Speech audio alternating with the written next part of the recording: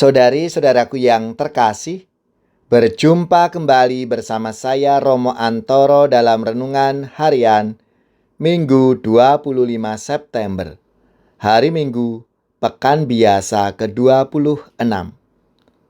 Semoga kita bersama keluarga, komunitas kita, selalu dalam keadaan baik, sehat, dan tetap bersemangat.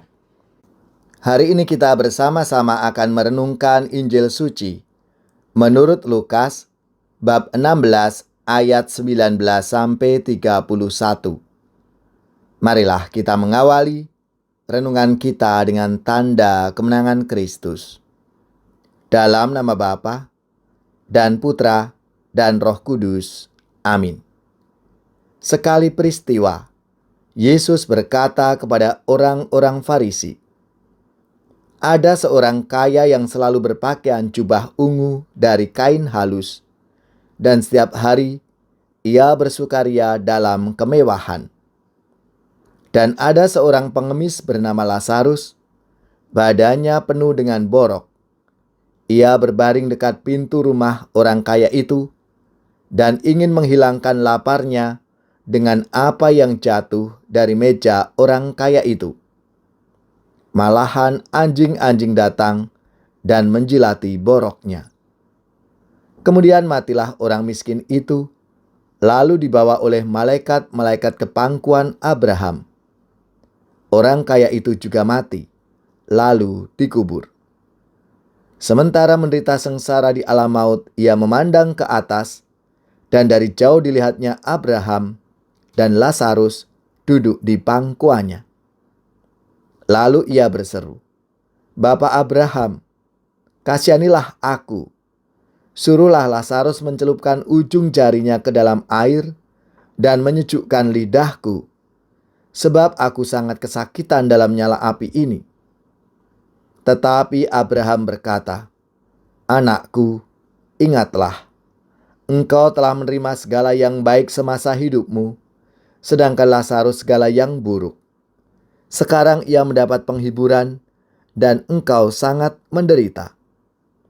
Selain daripada itu, di antara kami dan engkau terbentang jurang yang tak terseberangi, sehingga mereka yang mau pergi dari sini kepadamu, ataupun mereka yang mau datang dari situ kepada kami, tidak dapat menyeberang.' Kata orang itu, 'Kalau demikian, aku minta kepadamu, supaya engkau menyuruh dia ke rumah ayahku, sebab masih ada 5 orang saudaraku, supaya ia memperingatkan mereka dengan sungguh-sungguh, agar mereka kelak jangan masuk ke dalam tempat penderitaan ini.' Tetapi kata Abraham, 'Ada pada mereka kesaksian Musa dan para nabi. Baiklah mereka mendengarkan kesaksian itu.' Jawab orang itu, 'Tidak, Bapak Abraham.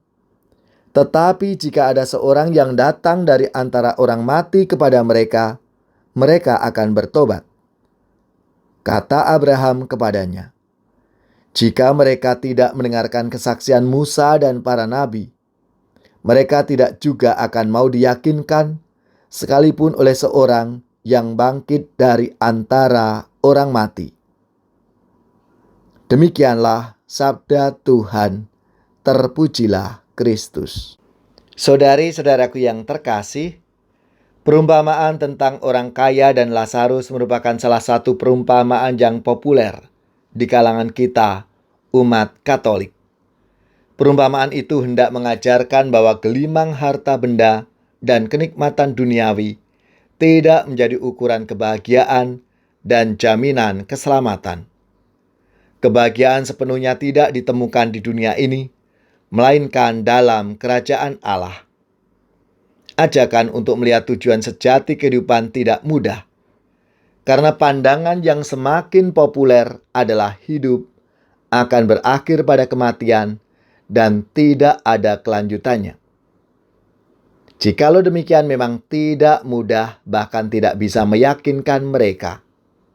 Sikap semacam itu membuat hati tidak bisa lagi terbuka untuk mendengarkan pewartaan dan kesaksian-kesaksian mengenai adanya kehidupan setelah kematian.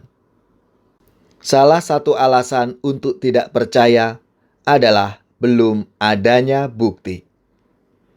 Prinsip semacam itu akan memperkuat ketertutupan terhadap hal yang mengandung misteri atau rahasia yang tidak bisa dipahami atau dikuasai sepenuhnya oleh akal budi. Padahal sungguh ada dan nyata. Sebaliknya, bagi yang percaya akan adanya hidup sesudah kematian, miskin secara material bukanlah penentu kehidupan kekal itu. Orang miskin, bahkan pengemis, tidak akan kehilangan kesempatan untuk menerima hidup abadi itu, asal beriman. Orang yang tersingkir, cacat fisik apapun tetap diberi kesempatan untuk memperolehnya. Kenyataannya, iman yang kuat akan kehidupan kekal itu ditemukan pada banyak orang yang hidupnya sederhana, bukan karena terpaksa, tetapi karena memilih begitu dalam rangka menghayati nilai-nilai luhur, seperti jujur, murah hati, suka berbagi, dan ugo hari. Kekayaan tidak dipandang sebagai jaminan kebahagiaan, karena yang menjamin kebahagiaan dan keselamatan itu adalah Tuhan, yang adalah sumber dan tujuan akhir.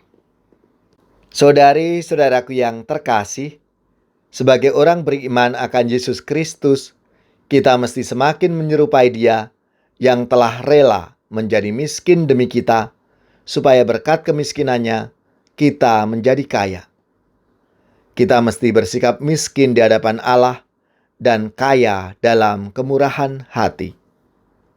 Dengan gembira bersama melangkah, kita semua menghadap Tuhan.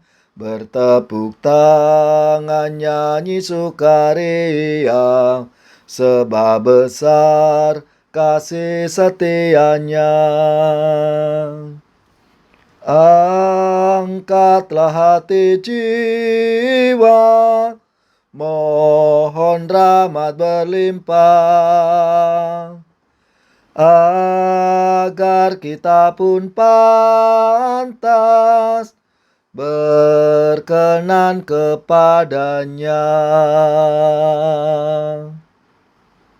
Semoga saudari-saudara sekalian, keluarga, komunitas kita, orang-orang yang kita doakan, mereka yang sakit, yang menderita, seluruh tugas, belajar, pekerjaan, usaha, serta karya pelayanan kita, dibimbing, dilindungi dan diberkati oleh Allah yang Maha Kuasa, Bapa dan Putra dan Roh Kudus. Amin.